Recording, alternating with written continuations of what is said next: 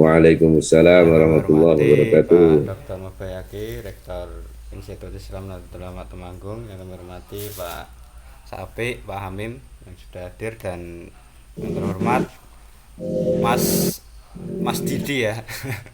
Mas Ahmad Maulidi, ini tadi sudah diceritakan awalnya kita silaturahim memang via virtual melalui YouTube ya. Ini membawa berkah di kita, bisa silaturahim di Udenburg atau mana tuh Mas ini Mas?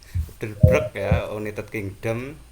Dan alhamdulillah kita bisa menindaklanjuti rencana MOU lah, atau kita kerjasama nanti di bidang Tridharma perguruan tinggi. Pertama marilah kita panjatkan puji syukur kehadirat Allah Subhanahu wa taala yang telah memberikan nikmat dan karunia-Nya sehingga kita bisa bertatap muka melalui virtual pada malam hari ini. Mungkin di sana ini tidak jam 10 malam ya, tapi tidak apa-apa, kita merespon positif sehingga izin Pak Rektor tadi dan beberapa kawan-kawan mampu menyesuaikan ya, bisa menyesuaikan waktunya. Dua kalinya selawat serta salam marilah kita sanjungkan kepada junjungan kita Nabi Muhammad SAW. Semoga Wassalamualaikum. memberikan nikmat iman Islam sehingga mengantarkan kita bisa menjalankan ibadah dan lain sebagainya. Oke, agenda malam hari ini ya, diskusi awal berkaitan dengan rencana MOU dengan Fortune Publishing, salah satu, kalau saya salah tangkap atau kurang pas nanti mohon diluruskan Mas Didi, perusahaan ataupun lembaga yang bergerak di bidang publikasi ini di bawah beberapa profesor, dan salah satunya Mas Didi ini salah satu sudah lulus kayaknya ya, studi doktoral PhD-nya di United Kingdom. Dan sebelum mungkin nanti teknis, saya mohonkan Pak Dr. Mobayaki selaku rektor untuk memberikan prakata, dan nanti kita mungkin bisa langsung ke teknis karena di sini ada Pak Sapi selaku Arek 3. Monggo Pak Mobayaki untuk memberikan sambutan sepatah dua patah kata, kami persilakan. Assalamualaikum warahmatullahi wabarakatuh. A'udzubillahi minasyaitonirrajim. Bismillahirrahmanirrahim. Alhamdulillahirabbil alamin. Wassalatu wassalamu ala asyrofil anbiya'i wal mursalin sayyidina Muhammadin wa ala alihi washabihi ajmain, amma ba'du. Mas Khalidi ya, siapa tadi? Mas Didi Pak. Mas Didi. Didi Pak. Mas Didi yang kami hormati, juga yang bergabung pada kesempatan ini ada Warek 1, 2, dan 3. Alhamdulillah, Pak Hamim yang belum mendengar suaranya ya. Pada kesempatan malam hari ini alhamdulillah, dari tadi pagi ini agenda banyak sekali dan kebetulan hari yang penuh berkah ya. Ini hari malam Jumat juga penuh berkah. Tadi pagi MUU dengan pondok pesantren dan MA As-Salafiyah, baik perguruan tingginya maupun prodinya, alhamdulillah lancar semuanya. Juga ada MUU yang dilakukan oleh wakil rektor tadi, alhamdulillah berjalan lancar semuanya.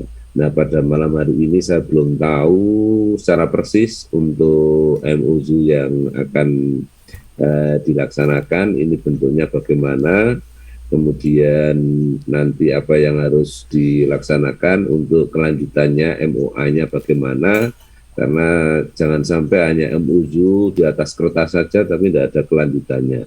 Paling tidak minimal itu ada 1-2 kegiatan nantinya setelah ada MUU telah ditandatangani bersama ini, dan bisa ada manfaat yang dilaksanakan baik itu dari dosennya maupun mahasiswanya atau yang lain. Itu harapan saya yang bisa sampaikan pada kesempatan kali ini. Kurang lebihnya mohon maaf, itu saja sebagai mukadimah. Kami akhiri, wallahu muwaffiq ila aqwamit thoriq. Assalamualaikum warahmatullahi wabarakatuh. Waalaikumsalam warahmatullahi Assalamualaikum warahmatullahi wabarakatuh. wabarakatuh. Oke, terima kasih Pak Bayaki. Intinya memang harapannya tidak hanya MOU ya Mas Didi. Kita memang dari awal diskusi non formal dulu memang ya bagaimana nanti pengembangan SDM kita terutama pengawalan dosen dalam proses menulis, penguatan metodologi penelitian ataupun publikasi yang di jurnal internasional yang utamanya yang Scopus maupun Web of Science ya. Tentunya Mas Didi ini sudah berpengalaman di dunia itu. Mungkin sambutan ataupun tahap berikutnya ini Pak Sapi selaku Wakil Rektor 3 bidang penelitian, PKM dan kerjasama. Nanti skemanya bagaimana karena beliau ini juga dulu di LP2M. Nanti setelah itu baru ke Mas Didi kira-kira apa saja yang perlu kita siapkan karena ini MOU sudah proses translate ya. Saya nggak mau masih bahasa Indonesia kan kurang kurang pas gitu ya, tapi Ya, substansi sudah kita ini ya kita diskusikan tadi. Nanti insya Allah kalau nggak besok ya besoknya lagi kita akan kirim draft MOU yang in English gitu ya. Monggo Pak Sapi kami persilakan. Iya. Baik, Assalamualaikum warahmatullahi wabarakatuh. Waalaikumsalam warahmatullahi wabarakatuh. Alhamdulillah, salatu wassalamu ala asyrafil anbiya'i wal mursalin wa ala alihi wa sahbihi wa man tabi'ahum bi ihsanin ila yaumil amma ba'du. Yang kami hormati Bapak Rektor dan Warek 1 dan Warek 2 serta Bapak Maulidi. Ini dari namanya jadi ingat teman Ustadz di ini nih di Krapia ini, Ustadz Maulidi. Mauli. Mahir sekali beliau. Kalau dengar nama Maulidi ini mesti orangnya cerdas-cerdas ini ya. Makanya nggak heran kalau Pak Maulidi ini bisa sampai ke luar negeri dan eh, apa punya sebuah perusahaan publishing juga. Salam kenal Pak Maulidi, kami dari ini ya teman dari Pak Ibda yang sering ngobrol sana kemari, masuk dalam hal ini adalah untuk peningkatan kualitas perguruan tinggi, dalam hal ini adalah untuk peningkatan kerjasama dengan pihak luar negeri. Ini terus terang Pak Maulidi untuk kerjasama luar negeri ini sangat sangat dibutuhkan. Mungkin tidak hanya dari pihak ini ya Pak Maulidi, tapi dari pihak kampus ini seperti dikatakan oleh Pak Rektor tadi menjadi hal yang wajib Pak, dan bahkan tidak hanya wajib di atas kertas tapi wajib dilaksanakan minimal 1 atau 2 bentuk kerjasama itu nanti yang kita rencanakan. Nah, mengingat kerjasama yang akan kita lakukan ini kebetulan concernnya adalah lebih pada publikasi ya. Mungkin nanti kita bisa berdiskusi hal-hal apa saja yang bisa kita kerjasamakan terkait dengan publikasi ini. Mungkin tidak hanya pada publikasinya, tapi sebelum melakukan publikasi ini perlu dari teman-teman dosen maupun mahasiswa dan aktivitas akademika di INISNU Temanggung, Jawa Tengah ini Pak, untuk dilakukan penguatan kapasitas bagaimana teman-teman dosen maupun mahasiswa ini mampu menembus maupun menulis di publikasi yang bereputasi internasional, gitu. Mungkin nanti Bapak Maulidi bisa memberikan gambaran publishing yang ada di Pak Maulidi ini seperti apa, dan sehingga kami dapat menyelesaikan dan dapat memenuhi sebagaimana yang Bapak Maulidi harapkan dari teman-teman INISNU Temanggung. Mungkin dapat kami gambarkan bahwa teman-teman di kampus ini mulai akhir-akhir tahun ini sudah mulai geliat untuk menulis, bahkan untuk meneliti dan melakukan kegiatan-kegiatan tridharma lainnya sebagai kewajiban seorang dosen. Ini sudah mulai menggeliat Pak Maulidi. Mungkin nanti tinggal kita asah bagaimana kemampuan untuk melakukan publikasi di jurnal yang bereputasi. Nah, mungkin ini adalah kesempatan yang luar biasa. Kami dapat ini bekerja sama dengan Pak Maulidi, dan ini adalah level internasional, sehingga kami sangat berharap lewat Pak Maulidi nanti kami dapat belajar banyak dan dapat melakukan hal-hal yang untuk dapat meningkatkan kapasitas SDM maupun publikasi khususnya di luar negeri. Mungkin itu Pak Maulidi, nanti secara teknis dapat kita diskusikan lebih lanjut. Itu dari kami. Assalamualaikum warahmatullahi wabarakatuh. Waalaikumsalam warahmatullahi Terima wabarakatuh. kasih Pak Sapi. Sebelum ke Pak Maulidi, ini kami perkenalkan dulu ya. Kampus kita itu sebenarnya masih dalam tahap pengembangan ya. Kita ke institut itu baru 1 tahun. Artinya tenaga dosen itu ya sekitar 30, belum ada 40 Pak, 35-an seperti itu. 36 ya. Kemudian untuk prodi kita ini memang rumpun agama semua Pak, karena kami di bawah Kementerian Agama ada 6 prodi S1. Kita mulai kemarin ini sedang mengajukan prodi pasca ada 2. Artinya kita memang secara human resource ya masih dalam tahap belajar semua, meskipun beberapa sudah bisa lolos LPDP di dalam negeri dan 5.000 doktor ada beberapa, dan saya hitung kemarin yang studi doktoral ada sekitar 13 sampai 14 dosen.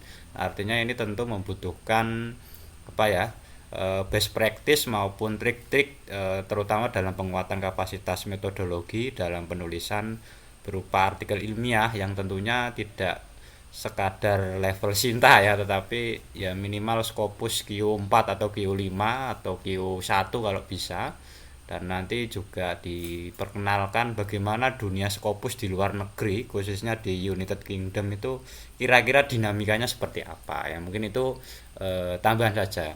Waktu selanjutnya mungkin karena ini di sini sudah malam ya, kami mau monggo Pak Ahmad Maulidi, ini kayaknya sudah PhD ya, sudah lolos disertasinya kemarin yang luar biasa. Monggo Pak Maulidi, waktu dan tempat kami persilakan. Assalamualaikum warahmatullahi wabarakatuh. Waalaikumsalam warahmatullahi wabarakatuh. Mohon izin perkenalkan, nama saya Didi Pak. Sebagaimana saya sampaikan tadi, saya mengucapkan terima kasih banyak saya dapat bersilaturahim secara langsung dengan Pak Rektor, terus Pak Wakil Rektor 1, 2, dan 3. Ini suatu kehormatan buat saya untuk silaturahim. Secara teknis, saya sedikit menggambarkan apa yang biasa kami lakukan di sini, Pak. Sehingga saat ini memang sejak tahun terakhir ini kami, karena saya punya koneksi di sini, saya memanfaatkan itu untuk teman-teman khususnya di Indonesia yang ingin naik ke level profesor. Dan mereka cukup antusias, dan saya juga pun karena ini momen dalam artian di sini cukup langka lah. Saya punya koneksi itu, jadi saya manfaatkan itu, saya sebarkan ke teman-teman di Indonesia. Dan dalam 1 tahun ini kurang lebih ada 18 artikel di Scopus Q1, di Tyler and Frances, Elsevier, sama Emerald. Q1 minimal Q2. Dan concern kami itu saya sangat menghindari publisher di luar publisher besar seperti itu. Dan karena apa? Karena kalau kita saat ini saya bergerak di Fortune Publishing, jadi kami tahu berinteraksi dengan para publisher.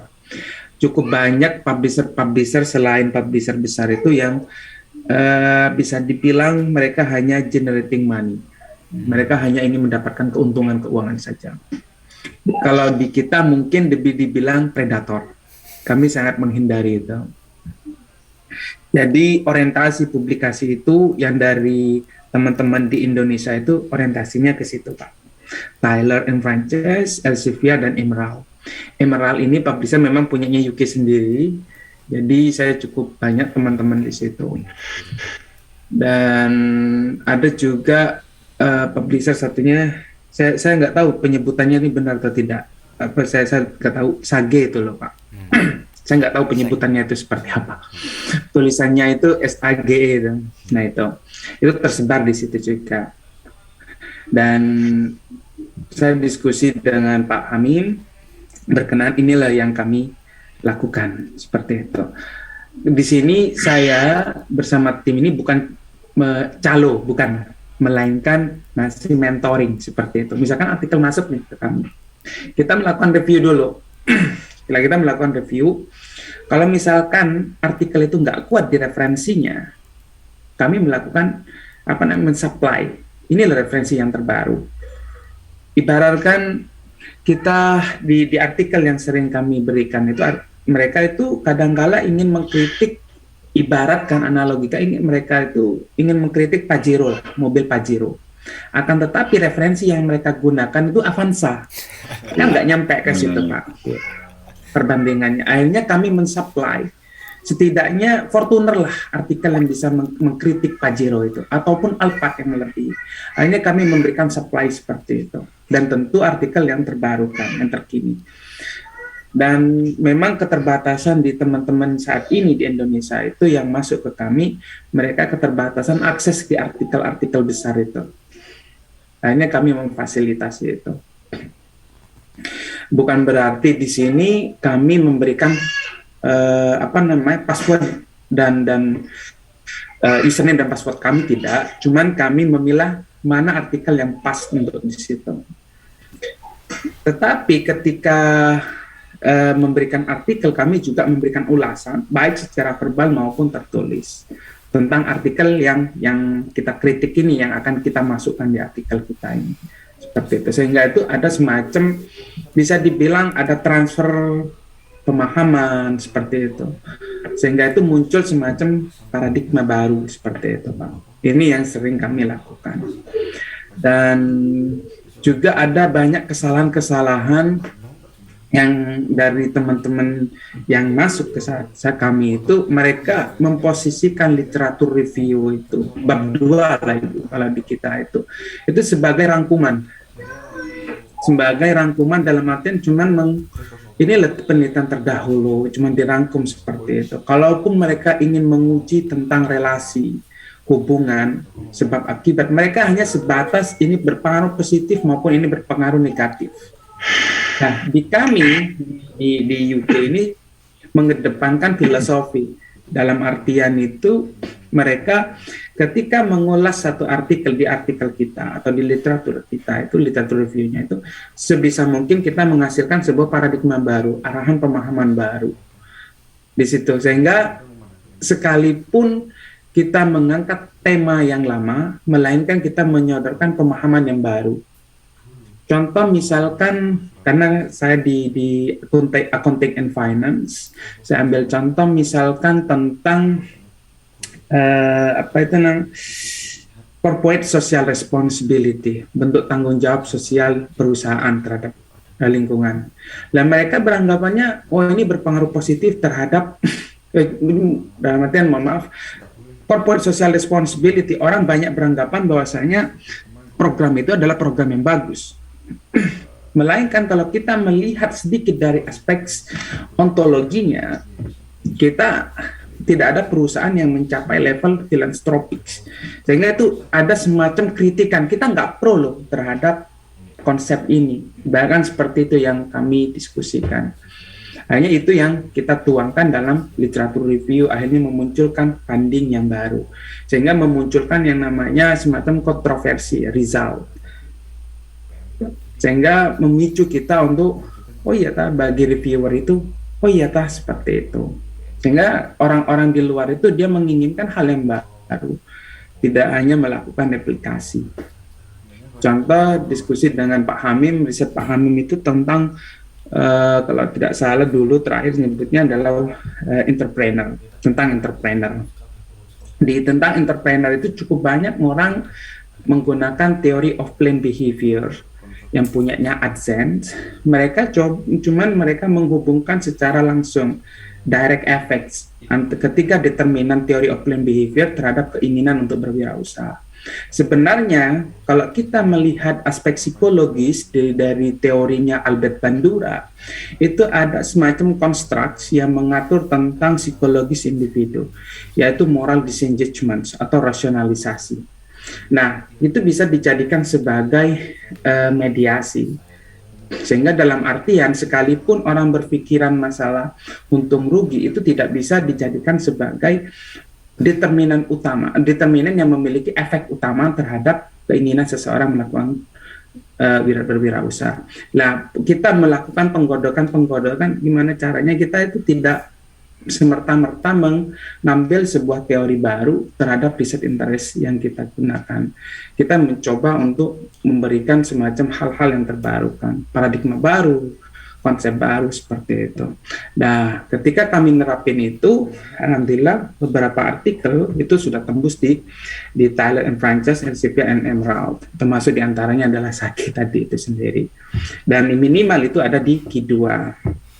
Kenapa saya merahasiakan mereka? Karena memang merahasiakan daftar author ini karena berkenaan dengan konfidensial. Karena ini mereka menggunakan itu untuk proses profesorshipnya, aplikasi untuk pengajuan profesor. Jadi supaya untuk menghilangkan rasa kecanggungan ketika di publik dan lain sebagainya. Dalam artian di sini bukan kami bermain di belakang, tidak, melainkan kami menjaga nama baik para beliau. Seperti itu, Pak. Teknis yang saat ini kami lakukan. Namun ketika melakukan ini kami hanya fokus ke 1 atau 2 dosen atau 3 dosen. Tidak dalam semerta-merta banyak seperti itu, tidak. Kenapa? Karena untuk pengoptimalisasian dan di sini juga mereka para teman-teman di sini itu memang bukan pekerjaan utama untuk seperti itu, cuman hanya minta mereka untuk melakukan semacam bantuan. Lah, bentuk bantuan ini terus saya karena mereka bersedia, saya salurkan ke teman-teman yang di Indonesia. Seperti itu Pak teknisnya. Yang di kami berkenaan dengan MOU saya kurang tahu. Saya jadi itu wah ini MOU ini kayaknya besar ini seperti dalam artian di sini wah ini sangat resmi ini. Karena buat kami itu semuanya hanya sebatas untuk meningkatkan silaturahim seperti itu Pak. Karena kita sama-sama membantu seperti itu, kita sama-sama butuh. Hanya saja kebetulan saya punya akses di situ. Jadi saya coba menyalurkan itu semua. Tadi Pak Ibda itu masalah MOU, aduh ini MOU gimana? Saya bingung ini. Apalagi ada Pak Rektor, Pak Wakil Rektor, sampai Wakil Rektor 3, ini saya bingung. Waduh ini cukup resmi nih. Saya kebingungan nanti ini gimana jelasin kepada teman-teman tim di sini. Kenapa? Karena ini sudah sangat-sangat formal sekali seperti itu Pak.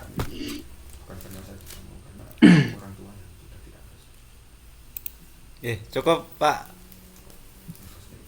Ya cukup Pak, seperti itu. Saya respon ya. Memang dari awal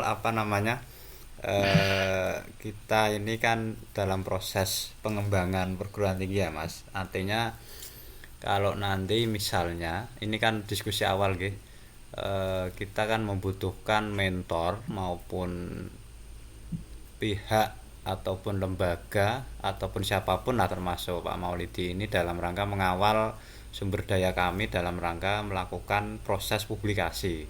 Karena dari awal memang saya sangat setuju, dalam arti tidak menjadi nyuwun sewu ya calo atau apa, tapi lebih kepada penguatan kapasitas dari aspek metodologis, dari aspek penulisan.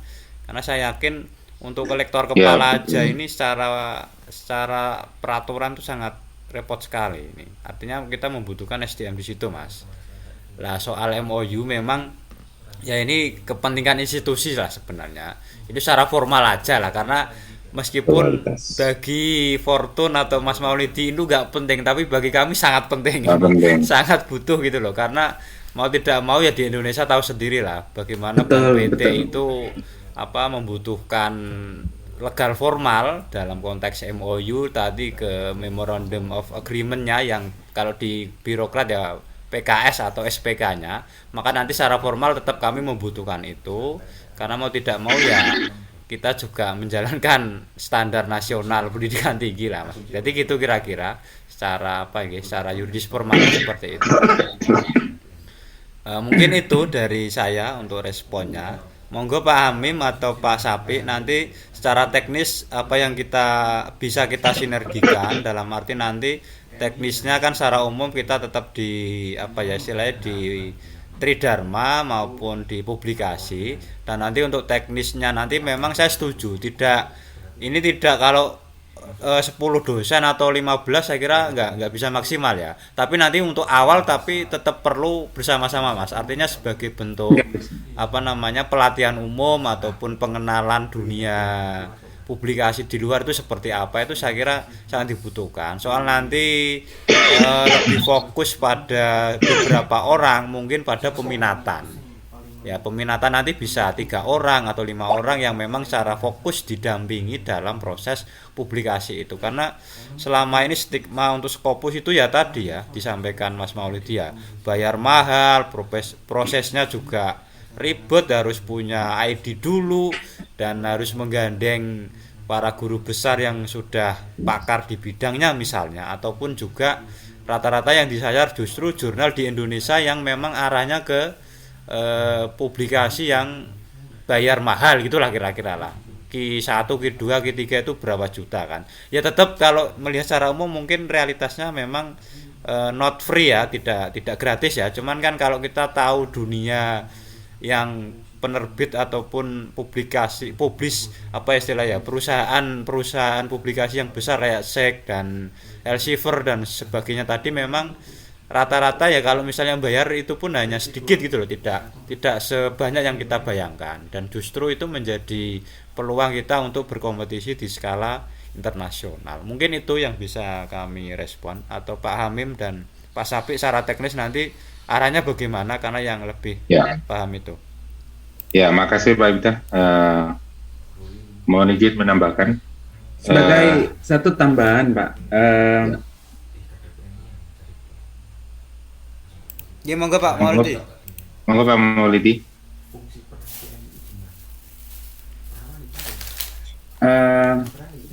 Mungkin sinyal saya lagi kurang baik ini.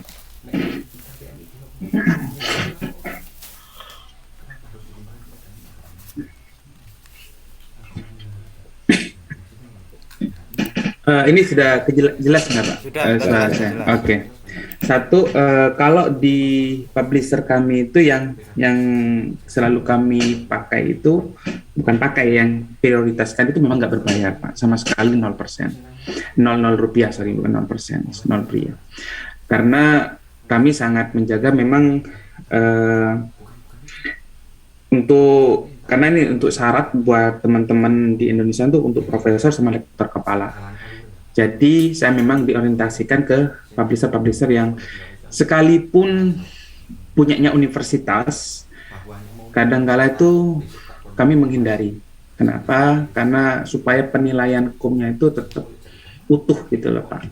Kalaupun ada pengurangan dikti itu nggak terlalu besar. Ibaratkan kalau di Q1 di Elsevier katakanlah kalau nggak salah 40, kalaupun ada pengurangan itu tidak kurang lebih 35 lah hukumnya. Jadi kami menghindari itu, dan hingga saat ini ada 5 profesor di akuntansi yang berhasil kami bantu dan beberapa di lektor kepala.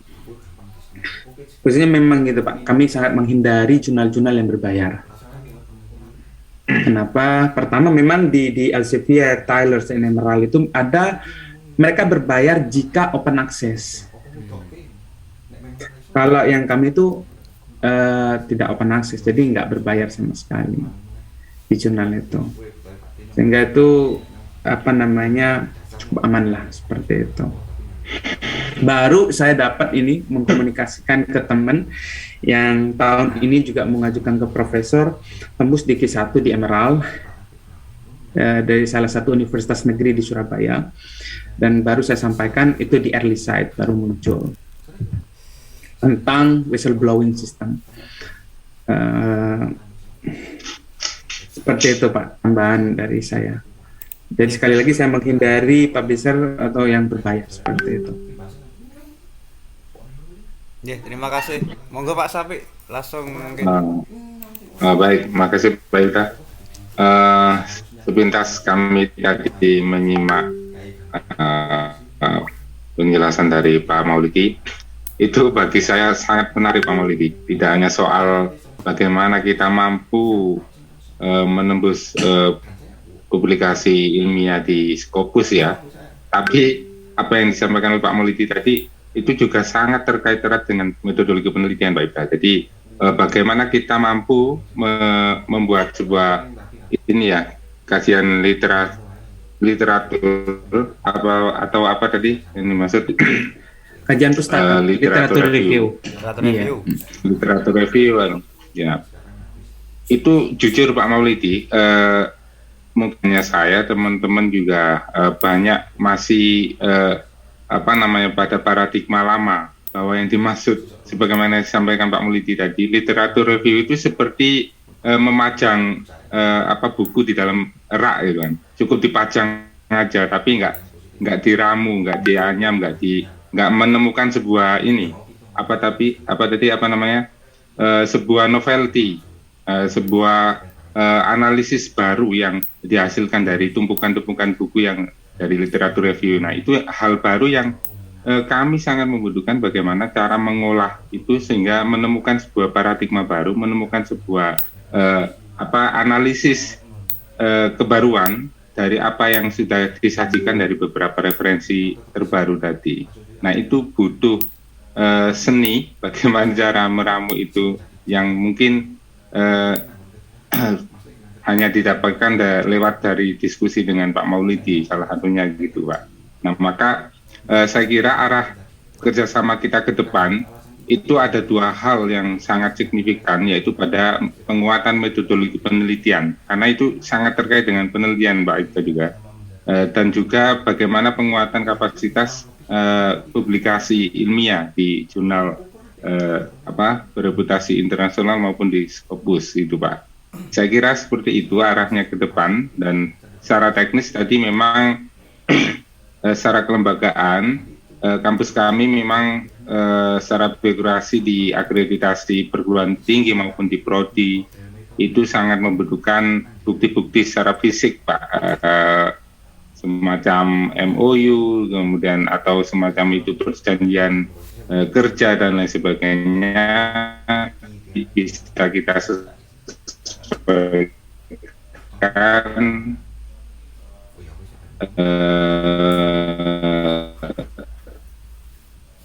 untuk kepentingan publikasi, tapi bagaimana penguatan metodologi, bagaimana cara berpikir secara runtut dan alur yang logis baru yang selama ini paradigma kami masih paradigma lama Pak. Itu kalau Pak Ibda sih udah melalang buana mungkin ya.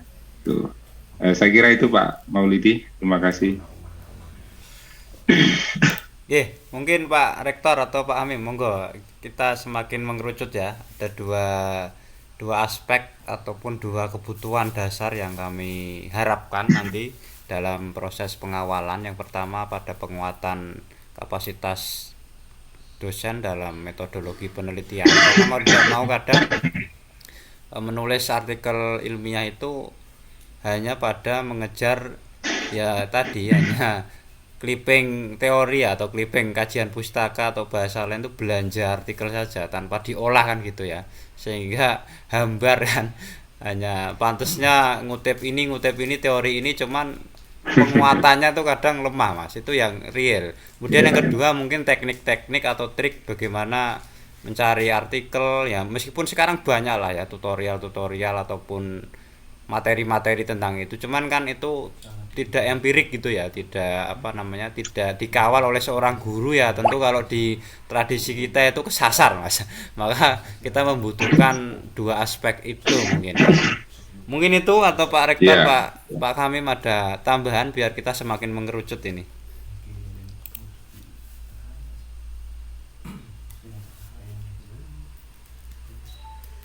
Sementara belum ada tambahan, mendengarkan dulu saja.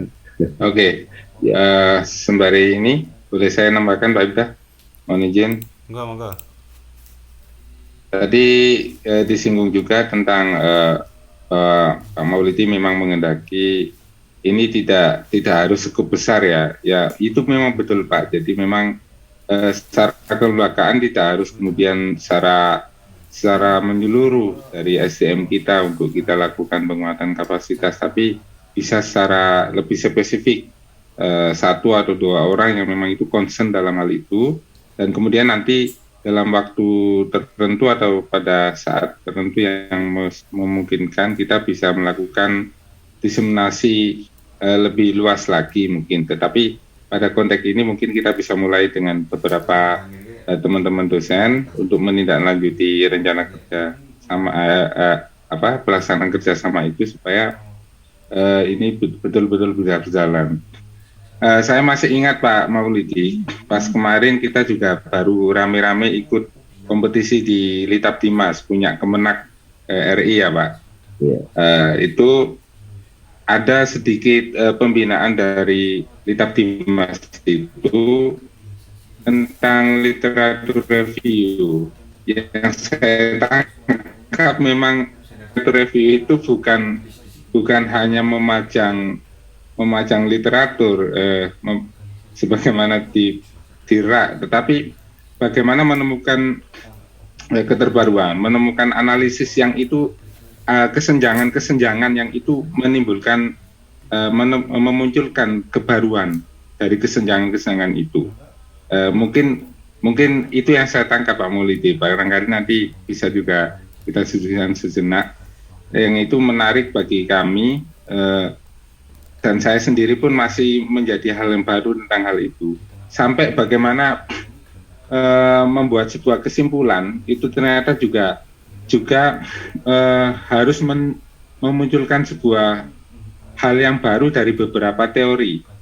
Jadi kesimpulan itu ternyata tidak hanya menyimpulkan, tapi juga menemukan kesenjangan dari beberapa analisis teori yang kemudian menunjukkan satu hal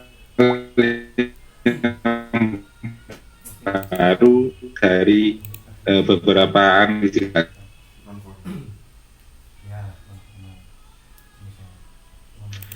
Sinyalmu nggak stabil ini Pak. Mohon izin saya masuk Pak. Ya, Kemarin itu di tahun pertama saya dapat langsung coaching dari beberapa profesor tentang penggunaan literatur review. Dan di tahun pertama itu apa yang saya dapat langsung saya terapkan, saya coba sebagai mahasiswa S3 saya coba langsung terapin dan itu ampuh seperti itu Pak, ampuh. Dan saya nggak pakai data, waktu cuman ya mengkritik beberapa teori seperti itu dan tembus di Emerald Q2 dan dua artikel yang menggunakan literatur review aja saja. Dan dalam satu tahun waktu itu saya berhasil di 12 artikel dalam satu tahun di Q2 Emerald. Dan karena di satu tahun terakhir ini karena ada teman-teman yang yang minta tolong untuk proses ke profesornya, akhirnya punya saya di skip, ditahan dulu. Punya saya ditekan dulu karena saya harus benar-benar membagi waktu untuk studi dan juga sebagai orang suami lah. Dan seorang ayah di sini akhirnya membagi waktu itu, akhirnya punya saya yang di-delay dulu, ditunda seperti itu. Memang penggunaan di literatur review itu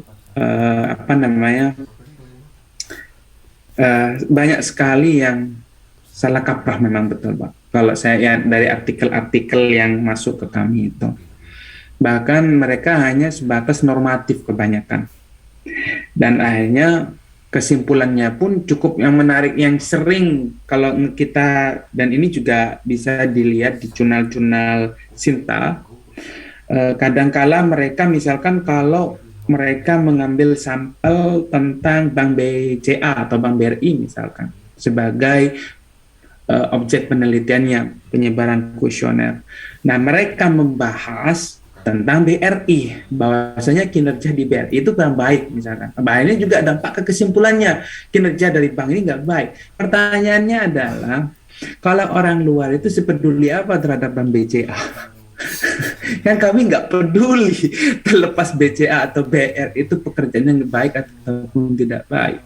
Kami itu cuma melihatnya itu apa dampaknya terhadap teori. Anggaplah praktek di lapangan itu hanya sebatas cara untuk membantah teori atau memasuk ke diskusi yang belum konklusif. Itu sebagai alat aja. Contoh juga ketika kalau mengangkat dulu saya sempat diskusi mengangkat tentang korupsi di Indonesia. Tapi pertanyaannya adalah semua negara juga menghadapi korupsi. Tapi kami nggak peduli terhadap korupsi di Indonesia.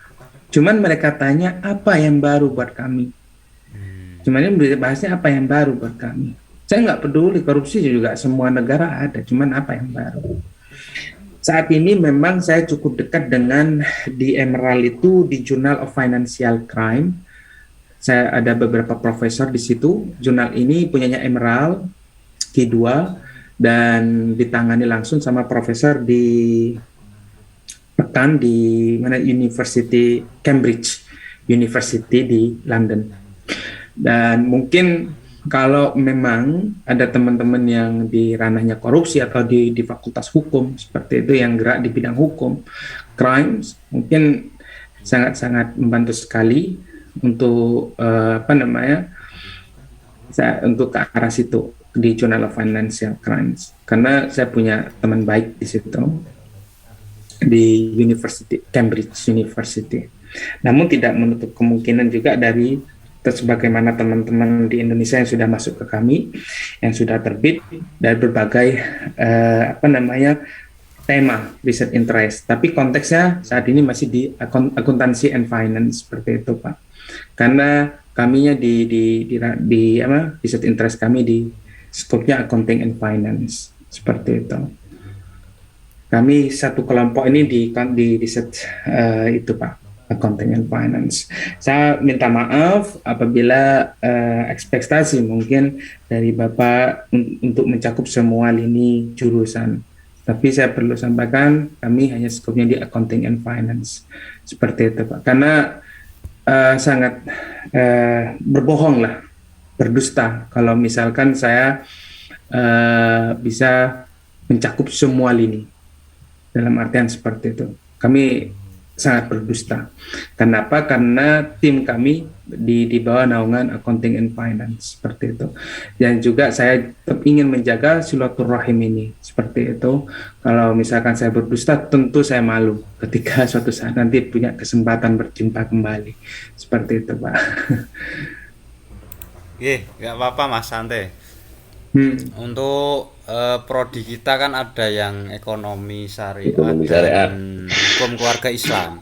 Saya kira nanti dua prodi ini bisa kita coaching secara fokus. Tentunya nanti juga bisa melebar fokus and scope teman-teman yang lain, misalnya mengarah kepada entrepreneurship-nya lah, ataupun di bisnis atau apa. Tentu ini kalau di kami kan sebenarnya multidisipliner, Mas, tidak monodisipliner lah ya. Kita tidak terkotak-kotak pada prodi, tetapi bagaimana pengembangan ini memang diniati belajar. Soal konten tema kan tidak masalah bagi kami, yang penting metodenya itu yang justru kita dapat.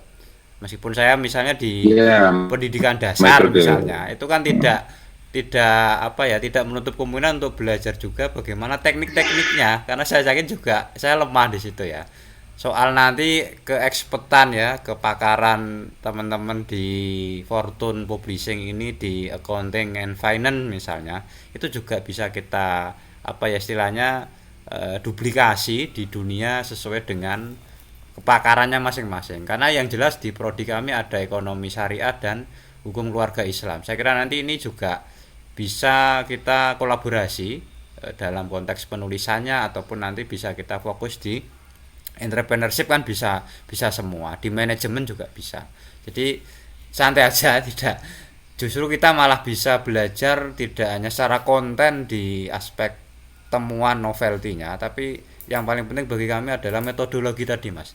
Pengenalan publikasi di luar negeri di Ya, skala internasional itu seperti apa. Mungkin itu yang memang menjadi apa ya, titik kelemahan kami seperti yang disampaikan Pak Sapi tadi. Mungkin itu. Jadi sudah semakin agak jelas ya diskusi kita. Insya Allah nanti ya tidak lama lah kita akan segera kirim draft secara formal ya, biar apa aspek administratif yang memang dibutuhkan tercapai. Terus kemudian nanti tindak lanjutnya seperti apa, kita juga menyesuaikan kesibukan Mas Maulidi juga di sana, juga ada keluarga, juga mengurus apa ya studinya, juga mungkin menyelesaikan proyek-proyek lain. Mungkin itu dulu dari saya. Pak Amim yang belum bersuara, monggo menambahkan. Jadi sementara cukup dulu Mas, sudah begitu mau paham dan istilahnya sudah mengerucut tadi, memang butuh ada langsung ke action gitu. Nanti kalau turunan dari MOU itu MOA-nya seperti apa, nanti memang menyesuaikan dengan kebutuhan kita, dan juga nanti faktor yang tadi disampaikan kesibukan dari Mas Maulidi itu. Tapi yang jelas sepakat bahwa memang perlu ada coaching untuk persoalan-persoalan di aspek metodologis. Seperti itu. Oke, Pak Ida, seperti itu. Oke, terima kasih. Ini nyuwun sewu Mas Maulidi, ini studinya sudah selesai apa belum ini? Ngobrol santai lah, ini terlalu formal loh. Kita lagi finalisasi seperti itu Pak Ida. Kita lagi finalisasi. Kemungkinan di beberapa bulan ini ke depan saya masuk di sidang. Kemarin sudah lolos di sidang ketiga, sekarang masuk ke sidang akhir seperti itu. Di sini itu per tahun kita ada sidang seperti itu. Kalau misalkan di tahun pertama gagal, kita ada berapa teman nih yang di DDO langsung di tahun pertama. Jadi per tahun kita di sidang seperti itu. Dan kalau sudah lolos di sidang ketiga, sudah masuk ke tahap akhir seperti itu, proses finalisasi. Cuman ibaratkan pemantapan. Berarti itu istilah di Indonesia promosi doktor gitu ya kira-kira ya? Terus bisa dibilang seperti itu. Oke, ini kan nanti kalau tahun ini ya, bulan-bulan inilah insya Allah kita misalnya MOU. Nanti kalau Mas Maulidi pulang ke Indonesia kan bisa hadir ke tempat kami lah kira-kira untuk bisa. MOA-nya kan. Mungkin awal-awal nanti kita zoom aja enggak apa-apa kan, untuk sebagai tidak lanjut substansi dari kertas yang kita MOU kan itu kan, sebagai menyambung silaturahim, bisa menikmati kopi khas Temanggung. Karena nggak terlalu jauh Pak dari Binus. Dunia sekarang Binus saya sudah dekat toh. Dekat. Untuk sehari-hari berarti di Binus ya? Di Binus. Binus Binus di Kemanggisan, kebetulan di akuntansi. Saya dosen S2 di akuntansi Binus di Kemanggisan. Di home base-nya di situ, dan juga saya ngajar di beberapa kelas, ada yang di S1 seperti itu. Tapi home base-nya di S2, akuntansi S2 Kemanggisan, Jakarta Barat. Nggak terlalu jauh dengan Temanggung. Nanti kita bisa silaturahim, insyaallah. Ya harus nanti kalau sudah kan. Untuk aslinya jenengan Madura ya? Atau mana? Asli Madura. Ini Pak Sapi ini Lamongan ini Pak Sapi ini. Alhamdulillah. Kemarin itu saya ingin meneliti di Lamongan, Pak. Penelitian saya tentang persoalan korupsi di birokrasi pemerintahan daerah. Cuman gara-gara nggak dapat akses. Nggak dapat akses di Bangkis Banpolnya. Cukup mempersulit, padahal saya di situ tidak mengulik tentang kasus, cuman semacam karena ingin merekonstruksi sebuah teori baru. Dan menyodorkan semacam teori baru karena mereka menyampaikan sangat sensitif. Saya nggak memaksa di situ. Akhirnya mengkerucut 20 pemerintahan daerah yang berkenan dari 20 di Jawa Timur seperti itu. Tuban, saya masuk ke Tuban. Bukan. Di Mojokerto sama kabupaten sama kota juga di situ. Kan dua-duanya itu sempat bermasalah seperti itu. Oh, di Jawa Timur Jadi, semua, enggak di Jawa Tengah ya? di Jawa Timur Pak. Karena di Jawa Timur kan tahun 2018 atau 2019 itu nomor Oh satu iya, indeks korupsinya dari, tinggi ya. iya betul. Jadi saya jadikan sebagai alasan kenapa di Jawa Timur. Oh, Lagi pula saya lebih familiar di Jawa Timur karena saya dari Madura. iya, iya. Ya, Dari Madura. Pamekasan sendiri kota saya juga kena bupatinya. Iya, Pak. Bangkalan apalagi cukup cukup. Barusan tahun ini mana ya? Situ Bondo ya yang Kurang tahu bupatinya update-nya. mana itu? Oh, Probolinggo. Probolinggo, Pak. OTT kemarin loh. OTT itu. Nggih, kira-kira itu nggih. Nanti kalau sudah jadi kita mungkin tetap Zoom sekali lah ya, formalitas lah sebagai bukti kalau kita yang maju kan. Nanti mau diteken di Indonesia yo oke. Kalau misalnya kita kirim apa namanya? Kirim via email atau via WA nanti MOU-nya elektronik MOU-nya nanti bisa kita serahkan. Tapi mungkin nanti materinya kan materi Indonesia ya Mas biasanya Mas. Kita belum pernah kerja sama luar negeri soalnya. Di sini nggak ada materai di sini. Maksudnya di sini Indonesia lah. di sini juga yang namanya stempel itu juga jarang, terus materai juga jarang. Dalam artian ya kita ya budaya di UK Tanda itu tangan gitu kalau ya. iya kalau tanda tangan kalau sudah sepakat disepakat seperti itu. Iya, oke. Kalau di kita itu terlalu sangat formal, harus cap basah dan lain sebagainya.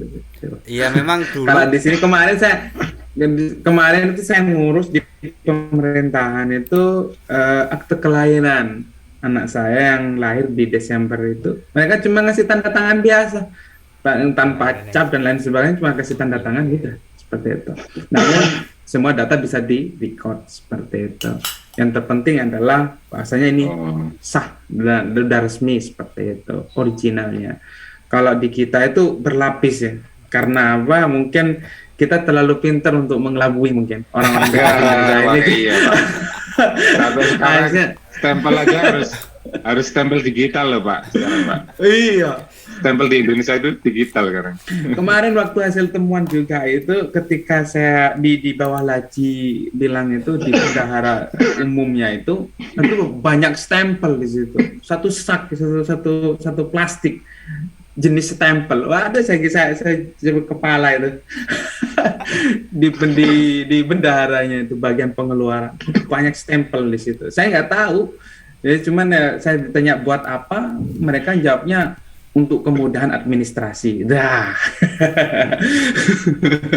Untuk kemudahan administrasi. Seperti itu. Akhirnya ya.